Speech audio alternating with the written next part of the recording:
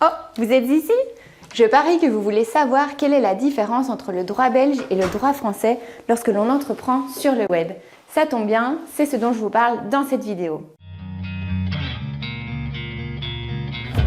Bonjour, je suis ravie de vous retrouver aujourd'hui. Je m'appelle Alexiane Wins et je suis avocate depuis 2011. Je vous aide, vous qui êtes entrepreneur sur le web, avec tous les aspects juridiques de votre activité en ligne. Alors, il faut bien le dire, des chaînes YouTube sur le droit pour les web entrepreneurs, il n'y en a pas des centaines, même pas une dizaine pour tout vous dire.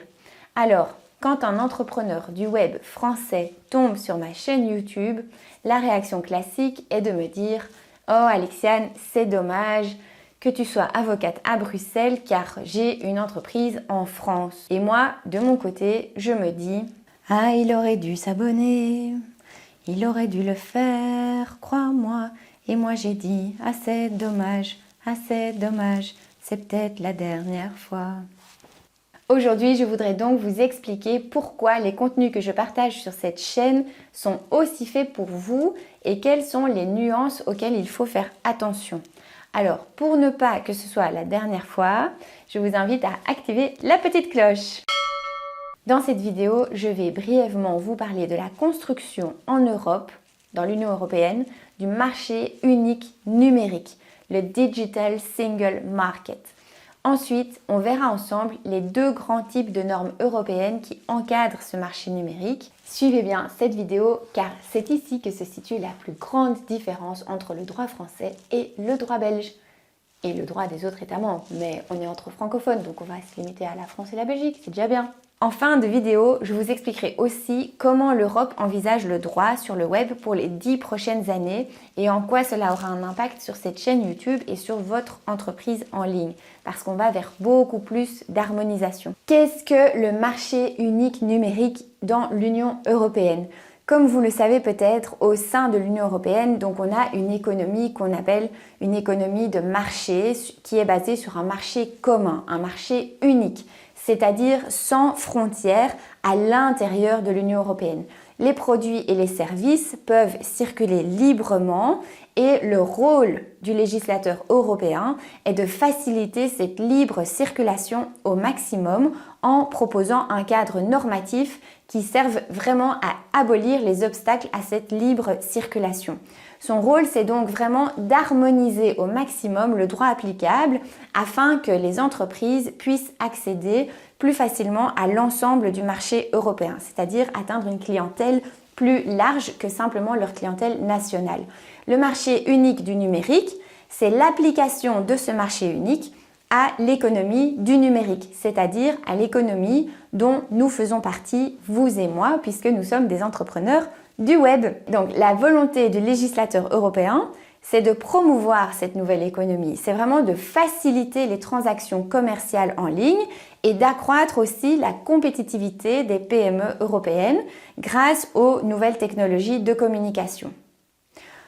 En gros, la volonté du législateur, c'est de nous faciliter la vie à tous. Mais, le législateur européen poursuit aussi un deuxième objectif qui est celui de protéger le consommateur.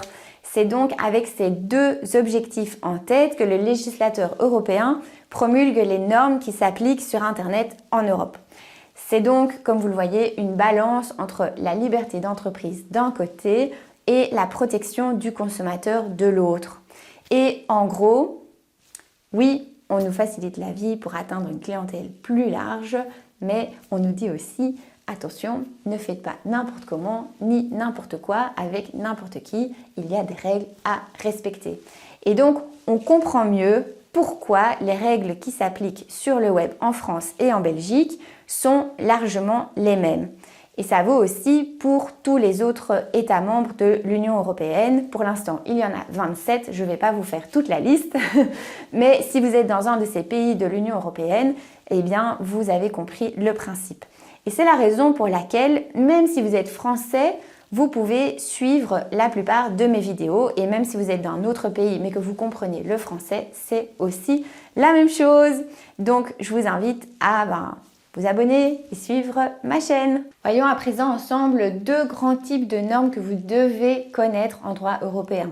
Il y a d'une part les règlements, comme le RGPD par exemple, et d'autre part les directives européennes, comme les directives e-commerce, droit d'auteur, services de paiement en ligne, protection du consommateur, etc., etc.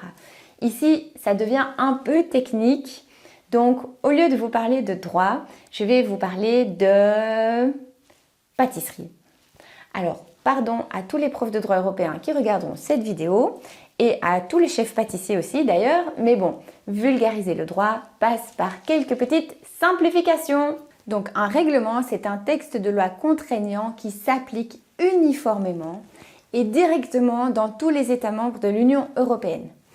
Imaginez qu'un règlement, c'est comme une recette de mousse au chocolat.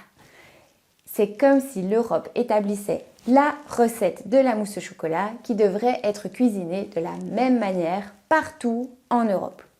Pour être sûr que le résultat soit le plus similaire possible dans tous les pays, en facilitant ainsi le travail des cuisiniers partout en Europe tout en assurant un goût de qualité aux consommateurs, le texte de la recette sera hyper précis et aucun détail ne sera oublié.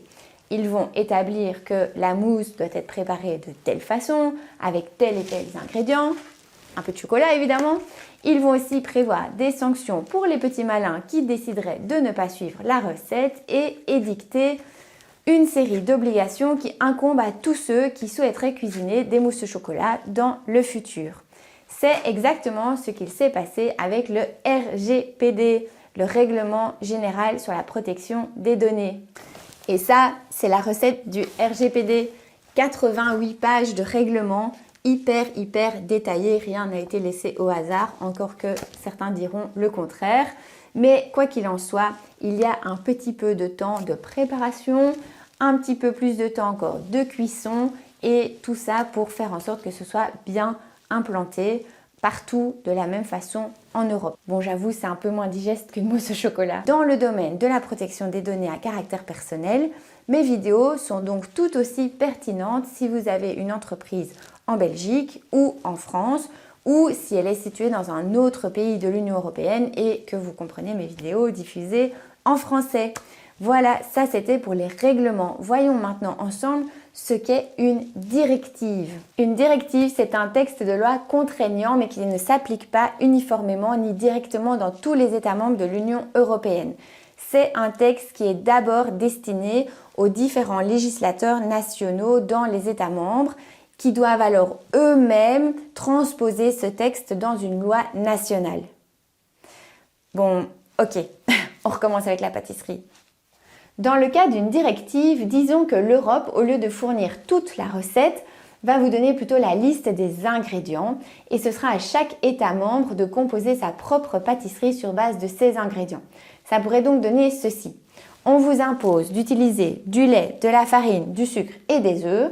Et en France, eh bien, on va prendre 1 litre de lait, 500 g de farine, 120 g de sucre et 6 œufs. Ça va donner des crêpes bretonnes. En Belgique, on va faire autrement. On va prendre un demi-litre de lait, 300 g de farine, 75 g de sucre et seulement 2 œufs. Mais par contre, on va ajouter 120 g de beurre, de la levure de boulanger et une petite pincée de sel. Ça va donner tadadam, les gaufres de Bruxelles. Vous voyez donc qu'avec une même base, on peut obtenir des résultats finalement assez différents d'un pays à l'autre.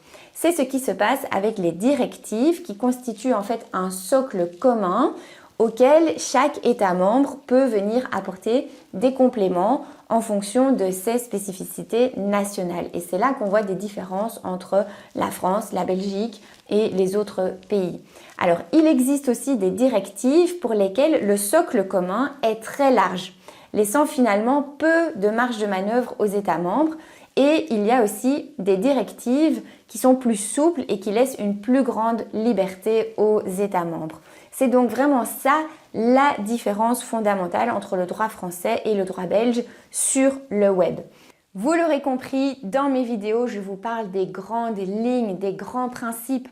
Je vous parle du socle commun qui est issu du droit de l'Union européenne. Je ne vous parle pas de la petite astérisque au fin fond d'un code national, que ce soit français ou belge. Non, je vous parle des grands principes. Et d'ailleurs, dans le futur, l'Union européenne a vraiment l'ambition d'encore plus harmoniser ce marché unique numérique. Donc les différences vont s'estomper. À l'heure où je publie cette vidéo, l'Union européenne est au début de sa décennie du numérique qui vise à atteindre les objectifs qu'elle s'est fixés pour 2030. Parmi ces objectifs, il y a notamment celui de la transformation numérique des entreprises, donc vous et moi, nos entreprises. L'Union européenne vise que d'ici 2030, 75% des entreprises utilisent ce qu'on appelle le cloud, des outils comme l'intelligence artificielle ou encore des méga-données. Et concernant les PME, l'objectif est que de plus de 90% des PME parviennent au moins à un niveau élémentaire d'activité numérique.